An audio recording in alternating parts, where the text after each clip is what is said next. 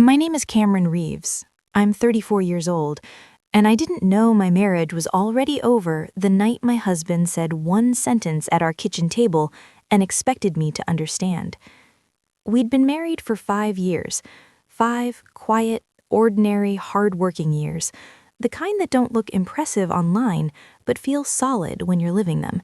The kind where you build routines instead of fantasies, where love is measured in who shows up, not who posts. My husband Carson had a daughter from his previous marriage. Larkin was 11 now. She was 6 when I met her. Small voice, serious eyes, always clutching a book or a soccer ball like armor. I never tried to replace her mother, but I showed up. I showed up to parent-teacher conferences when Carson couldn't get off work. I sat on cold bleachers during soccer practice. I learned which snacks she liked, which math problems made her cry, which nights she needed quiet instead of questions. I checked homework, packed lunches, paid for summer camp without keeping receipts. In my mind, there was no such thing as step. She was just my kid. Carson's ex-wife, Rowan, had been mostly absent when we first got together. At least, that's how Carson described it. Missed pickups, late child support payments, broken promises. She needs stability, he told me once, holding Larkin's tiny hand in his. She deserves a real home. I believed him. I built one. For the first few years, things were good. We bought a house.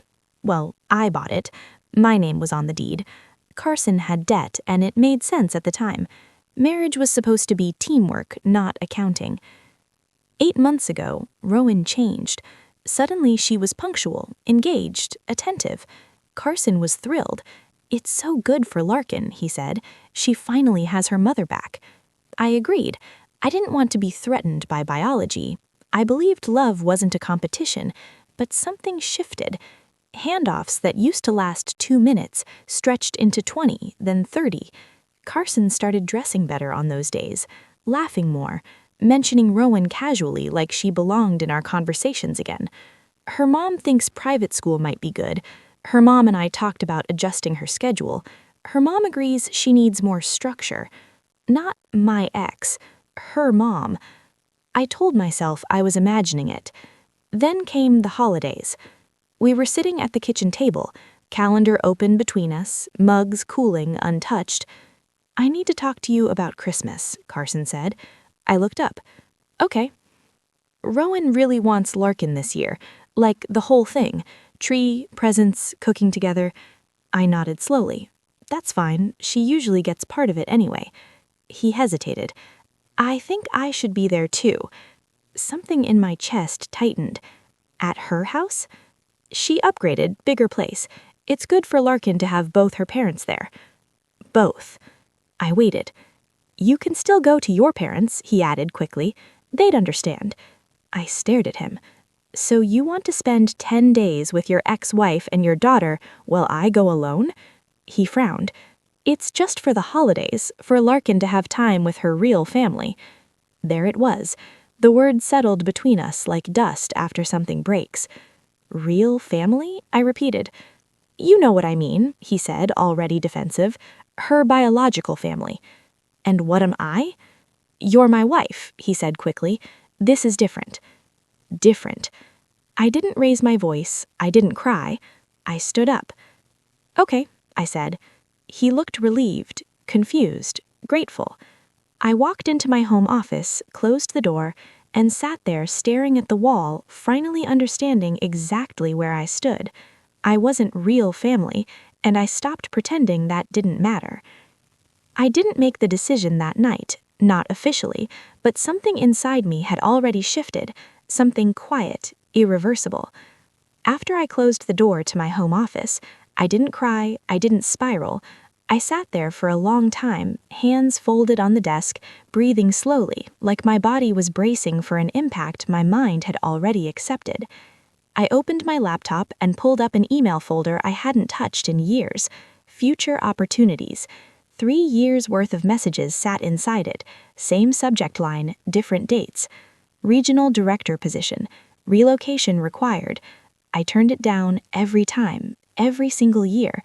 Because of Larkin's school, because of Carson's job, because of the house, Because of family, apparently not the real kind. I clicked the most recent email, 2 months old. My fingers hovered over the keyboard. Then I typed, "Is this position still available? My circumstances have changed." I hit send. The reply came within an hour. "Absolutely. Can we schedule a call tomorrow?" I scheduled it. I didn't tell Carson. The next day, while he was at work, I sat in my office on a video call with corporate. Salary negotiations, leadership scope, relocation package, temporary housing, 30% raise, full moving assistance. They wanted me there by mid-January, 6 weeks. I asked for the offer in writing. They sent it that afternoon. I signed it the next morning. When I walked out of my office, Carson was in the living room wrapping gifts, Larkin's gifts. He looked up and smiled like nothing had changed. "Hey," he said, "you good?" "I accepted the transfer," I said. The tape dispenser slipped from his hands and hit the floor. "What?" "The regional director role, the one I've been declining." His face drained of color. "When did you decide this?" "When you told me I wasn't real family." "I never said that." "You said Larkin deserves time with her real family, you and Rowan, not me." "That's not what I meant." "It's what you said." "You're taking this out of context." "I'm responding to reality." He stood up abruptly. "You're moving?" "Yes." "Where?" I told him, the state. "That's across the country." "Yes." "What about us?" he demanded. "What about our life here?" I looked around the room, at the house I paid for, the routines I built, the place I apparently didn't belong. "You're spending the holidays with your ex," I said calmly. "You already decided." "That's for my daughter." He ran a hand through his hair. "You're being spiteful." "I'm being practical." He started crying. "You're punishing me for trying to be a good father." "I'm choosing myself for once." 2 days later, he left with Larkin. 10 days before he went, he stood in the doorway with his suitcase. "You're really not going to fight for this?" he asked. "For what?" I said. "For a marriage where I don't count?" He shook his head like I was being unreasonable. "I'm not leaving you." "You are," I said. "You just don't want to call it that." He left. I watched Larkin wave from the back seat. That part hurt. She didn't choose this. That afternoon, I called a real estate agent. The house was in my name. I told her I needed to sell fast. The sign went up the next day. That night, my phone buzzed. "We made it. She's so happy to be here." I didn't reply. 10 minutes later, "Rowan set up the guest room for us. It's really nice." I turned my phone face down. Everything was already in motion, and he still didn't understand that there was no way back. The first night alone in the house felt unreal, like living inside a photograph of my own life. The lights were the same, the furniture hadn't moved, Larkin's shoes were still by the door, the ones with the muddy soccer cleat I always reminded her to clean. But the energy was different, hollow. Not because Carson and Larkin were gone, because the illusion was gone.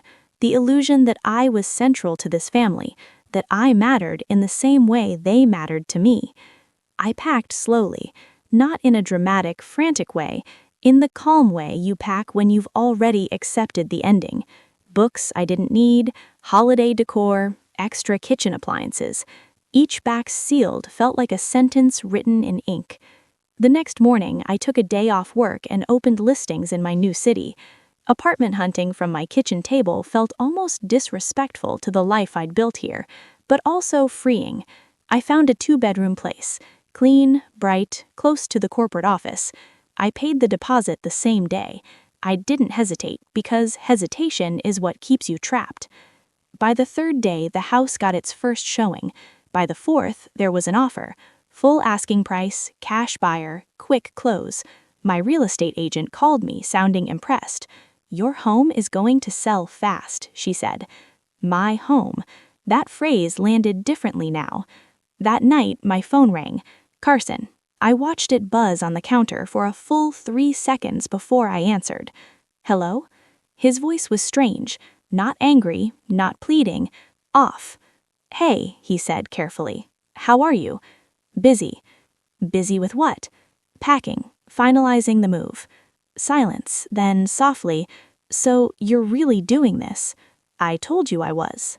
I thought you might change your mind, he said, and the expectation in that sentence made my stomach turn. Why would I? Because we're married, he snapped. Because you love me. Because this is our life. You're at Rowan's house right now, I said, so tell me whose life this is. That's not fair. It's completely fair. More silence. I could hear Larkin in the background laughing. Then Carson spoke again, quieter. She's been really great, he said. I closed my eyes. Who? Rowan. I waited. She's attentive, present. She's different than she used to be. Watching her with Larkin, being here, he swallowed. It's bringing up feelings. The world went very still. I didn't speak because I didn't trust my voice not to shake, and I refused to give him that. You're calling me, I said slowly, from your ex-wife's house. During the holidays you chose over me to tell me you're having feelings for her? I'm not trying to, he insisted quickly. They're just there. And you thought I needed to know this right now. I don't want to lie to you, he said, like that made him honorable. I let out a short breath, one that almost sounded like a laugh but didn't. How considerate. Don't be like that, he pleaded. How should I be? I asked. Supportive? Patient? Quiet? I just need time, he said, to figure out what I'm feeling. Take all the time you need, I said, voice flat. I'll be in a different state. I hung up. He called back immediately. I declined. He called again and again. I turned my phone off and went back to taping boxes like my hands didn't belong to my body. The next morning, I turned my phone on. 22 missed calls, 37 texts. The messages weren't about Larkin. They were about control. Please pick up. You're overreacting. This is childish. I'm your husband. You owe me a conversation. What are you doing to us? And then, the house is listed. That one got my attention. Of course he saw it. Carson always had alerts on our neighborhood. He liked to track the market, he said. I texted back one sentence. Yes, it's my house. I'm selling it. My phone rang instantly. I answered.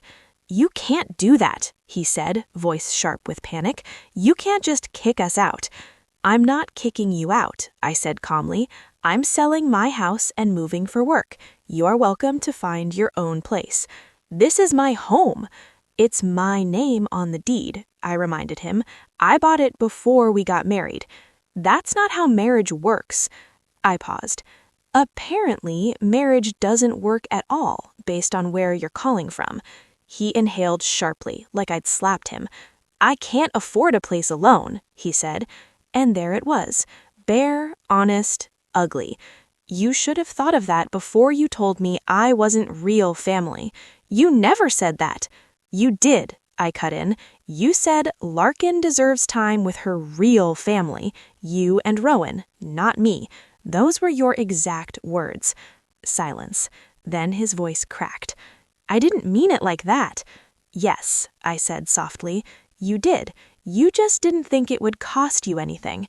He started crying, full sobs like he believed tears were currency. Please don't do this, he begged. We can fix this. I made a mistake coming here. What mistake? Coming here or telling me about your feelings? I'm confused. I'm scared. I don't know what I'm doing. Here's the thing about people who are confused. They don't want clarity, they want options. I spoke slowly, like I was laying down terms in a contract. You finish your holiday there, you figure out what you actually want, and before I leave in January, you decide. Decide what? If you're coming with me or staying here. His breath caught. You want me to move across the country?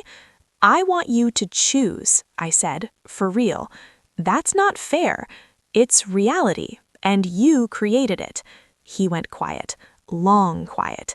Then, like the final nail sliding into place, he said, I can't leave Larkin. I closed my eyes. I didn't ask if you could. I asked what you wanted. It's the same thing, he snapped, panic rising. If I go with you, I'm leaving my daughter here. So you're choosing her over me, I said, voice almost gentle. I'm choosing to be a father, and I'm choosing to be somewhere I'm valued. There was nothing left to say. I ended the call. This time, I didn't turn my phone off. I wanted to see what he would do when he realized begging wasn't working. Over the next 3 days, I got a masterclass in manipulation. Anger. You're destroying our family. Guilt. How can you do this to Larkin? She loves you. Bargaining. What if we do long distance for a year? Fear. I can't do this alone. I didn't answer, and the silence, my silence, made him unravel. Then, 4 days before Christmas, my phone rang. Unknown number. I answered. A woman's voice, sharp and unfamiliar, filled my ear. Hi, she said. This is Rowan. We need to talk. My fingers tightened around the phone, and I knew instantly this wasn't just a holiday visit anymore. This was a takeover. I didn't say her name out loud when she introduced herself. I didn't need to. Do we? I asked calmly. There was a pause on the other end, the kind people take when they expect fear and don't get it. You're upsetting Carson, Rowan said. He's been a mess, crying, not sleeping. It's affecting Larkin. My chest tightened at Larkin's name. Of course it did. Your daughter? I asked. Yes, my daughter. The one I've raised for 5 years while you were inconsistent, I said evenly. That daughter. Her tone sharpened. I'm here now. Congratulations, I replied. You get to deal with the fallout. You don't have to do this, she said. You're being extreme. I'm moving for work, I said. That's it. You're abandoning them. I was erased first. Silence. I don't want drama, she said finally, but he's here. You're not, and he's confused. That sounds like a you problem, I said. She inhaled sharply. What am I supposed to do with him? I almost laughed. You wanted time with your real family, I said. You have it. Good luck. I hung up. That night, I was in my office packing books when I heard the front door open. No text, no call, just the sound of a suitcase dragging across hardwood. I stepped into the hallway as Carson walked in. His eyes were red. His face looked older, thinner, like he'd aged a year in 4 days. We need to talk, he said. So talk. I left, he said quickly. I came home. I'm choosing you. I studied him for a long moment. Is Larkin here? I asked. No, he admitted. She's still with Rowan. So there it was. You didn't choose me, I said quietly. You hedged. That's not fair. If you chose me, I said, you would have come with your bags, with your daughter, with a plan. He broke down. I love you, he cried. I made a mistake. I don't want to lose you. Did something happen with her? I asked. He looked at the floor. Carson? She kissed me, he whispered. My stomach dropped, not because I was surprised, but because part of me had hoped I was wrong. When? 2 days ago, he said quickly. I pulled away. I told her I was married. And then nothing. And you stayed 2 more days. I didn't know what to do, he said. I needed time. No, I said. You needed to see if it could work. He flinched. You tested the waters, I continued, and when it got real, you ran back to me. That's not choosing, that's negotiating. I'm here now, he desperately said. Please, I want to fix this. Then come with me, I said. In January, fully, with Larkin. He froze. I can't, he said. Then we're done. He stared at me like he couldn't believe I meant it. I thought you'd fight, he said quietly. I did, for 5 years, alone. He stood there, tears streaming, and said nothing. After 5 minutes of silence, he picked up his suitcase and left again. That night, he went back to Rowan's house. He texted me when he arrived. I replied, take all the time you need. My move date is January 10th. The holidays came and went. I spent them alone, ordered takeout, watched old movies. It was quiet, peaceful even. My parents called, confused. I gave them the short version. Work transfer, marriage ending. They didn't argue, they just told me they loved me. On Christmas morning, Carson texted, Merry Christmas, I miss you. I didn't respond. 2 days later, he called. "I'm staying," he said. "With Larkin?" "Yes." I nodded, even though he couldn't see me. "Okay," I said. "That's it?" he asked. "You're not going to fight?" "No," I said. "I'm done waiting to be chosen." Silence. "So we're getting divorced?" he asked. "Looks like it." He cried. "I can't believe this is how it ends. You decided how it ends, when you told me I wasn't real family. I hate that phrase," he whispered. "You used it." Another pause. "I'm sorry," he said, "for everything." "I know," I said. "Me too." We hung up, and for the first time since all this started, I slept through the night. It's been 2 months since I moved, 2 months since I packed the last box, handed over the keys, and drove away from a house that once held everything I thought I was building. The new city doesn't know my history. That's its greatest gift. I wake up early now, not from anxiety, not from negotiating my worth, but because I want to. My apartment is bright and quiet. No echoes of arguments, no reminders of who I used to be for other people. The job is everything they promised.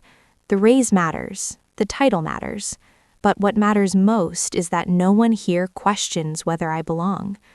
The divorce papers were filed 3 weeks ago. Carson didn't contest anything. The house sale went through cleanly. I kept the proceeds. It was my house, bought before marriage, legally mine. He never tried to fight it. I think deep down he knew he'd already taken more than he was entitled to. Carson moved back in with Rowan. They're not officially together, according to mutual friends. They use phrases like co-parenting closely and figuring things out. I don't ask questions. Whatever they are to each other now isn't my problem. What still hurts, what will probably always hurt, is Larkin. Last week, a letter arrived in my mailbox. The handwriting was uneven, careful. I sat on the edge of my bed and read it slowly. She said she missed me, said she didn't understand why I left, said she hoped I was happy. I cried harder than I had at any point during the marriage, because that was the loss no promotion could soften. I wrote back. I told her I missed her too, that sometimes adults make decisions that are hard to explain, that she should focus on school and soccer and being a kid, that I was proud of her. I don't know if I'll ever see her again. Probably not.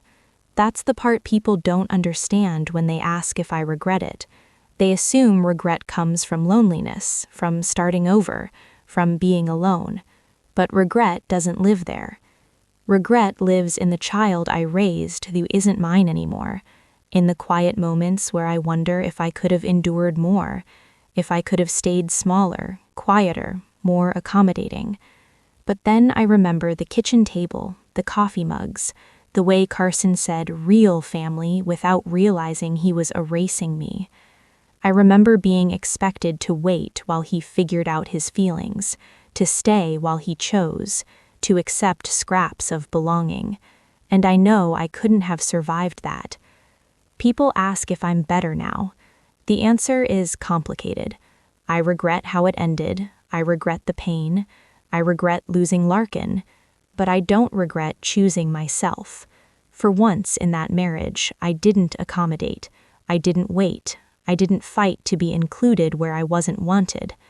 Carson called me crying when he finally understood what my decision triggered. The move, the divorce, the end of everything. He thought I'd wait, thought I'd fight, thought I'd stay while he figured out his life. I didn't, and for the first time in years, my life feels like it belongs to me.